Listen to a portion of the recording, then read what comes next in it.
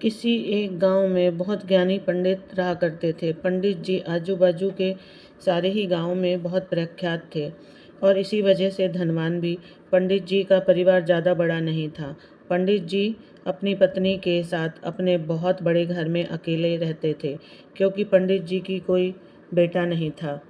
एक बेटी थी जिसका विवाह पास के गांव वाले एक लड़के से हो चुका था। पंडित जी ने शादी से पहले अपने होने वाले दामाद की अच्छे से जांच पड़ताल की थी और अपनी बेटी का भविष्य भी ठीक से पढ़ा था। तब जाकर उसने बेटी की शादी की थी। लेकिन चंद सालों में ही पंडित जी का दामाद बुरी आदतों के चंगुल में फंस गया। जुआ और शराब की बुरी लत ने उन्हें सड़क पर लाकर रख दिया। अपनी बेटी की ऐसी दुर्दशा देखकर पंडित जी की पत्नी काफ़ी दुखी होती थी और अक्सर पंडित जी को कहा करती थी, तुम जाकर उनकी मदद कराओ। पंडित जी हमेशा अपनी बीवी को यह कहकर उनकी मदद करने के लिए मना कर देता था कि अभी कुछ समय तक उनका बुरा वक्त चलना है। हम चाहे कितनी भी कोशिश कर लें, जो उनके नसीब में नहीं है वह उन्हें नहीं मिल पाएगा। पंडित जी की ऐसी बातों से उनकी पत्नी काफ़ी दुखी हो जाया करती थी और मन ही मन सोचती थी कि कैसा स्वार्थी पिता है, अपनी बेटी को इतने कष्टों में देखकर भी उनकी मदद करने के लिए मना करता है। आखिर भगवान ने जो इतना सारा धन धान्य दिया है उसका क्या करेंगे?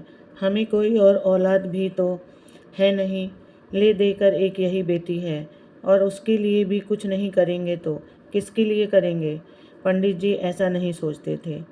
ऐसा नहीं है कि पंडित जी अपनी पुत्री से प्रेम नहीं करते थे, लेकिन उन्होंने अपनी पुत्री की कुंडली इतने अच्छे से पढ़ी थी और वह यह पहले से ही जानते थे कि वह चाहे किसी भी लड़के से शादी करते, लेकिन उनके जीवन में यह समय आने वाला ही था और बिना इसे भुगते उसको छुटकारा नहीं मिलने वाला था।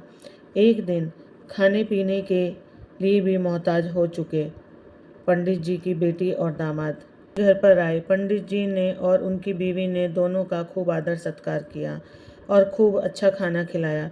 बेटी और दामाद की पंडित जी से सहायता मांगने की हिम्मत ना हुई, इसलिए वह बिना बोले ही वापस अपने घर को लौटने लगे।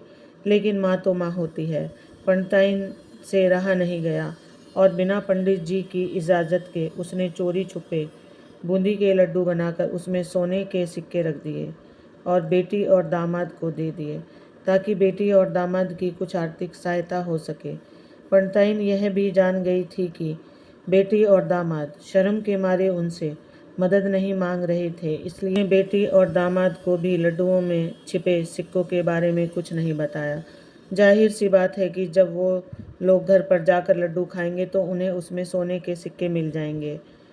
इस तरह बिना उनके मांगे ही उन तक मदद पहुंच जाएगी।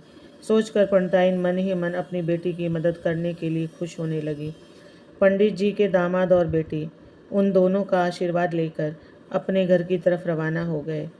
उन दिनों गाड़ियाँ तो होती नहीं थी, घोड़ा गाड़ी या बैलगाड़ियाँ चलती थी। पैसे ना होते तो और चीज़ों की लेन देन से भी व्यवहार होता था।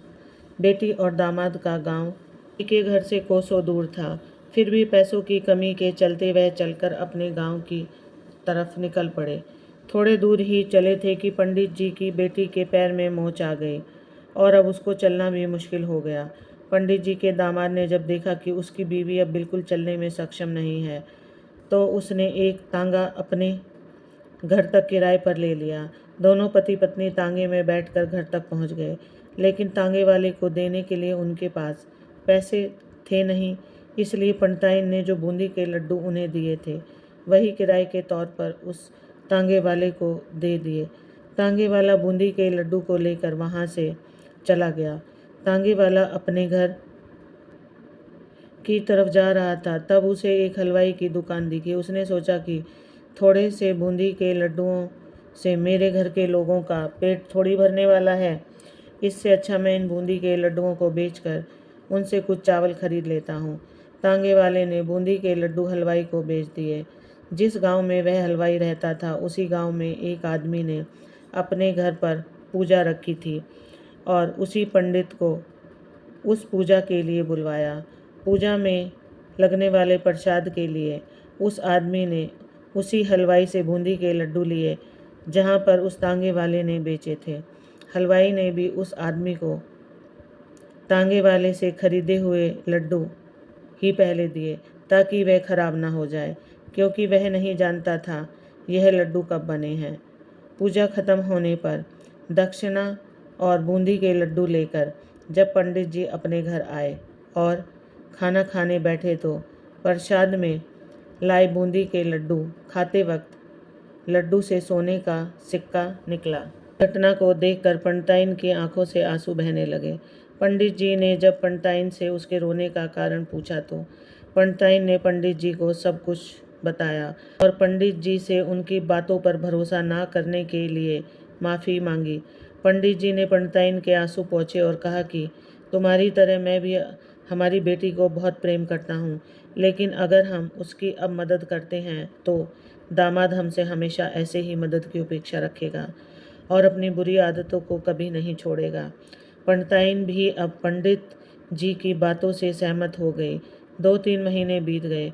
पंडित जी के दामाद और बेटी फिर से एक बार उसके घर आए और इस बार उनकी परिस्थिति पहले से बेहतर थी, क्योंकि पिछली बार खाली हाथ जाने के बाद दामाद ने शुरू किया और अपनी सारी बुरी आदतें भी छोड़ दी थी।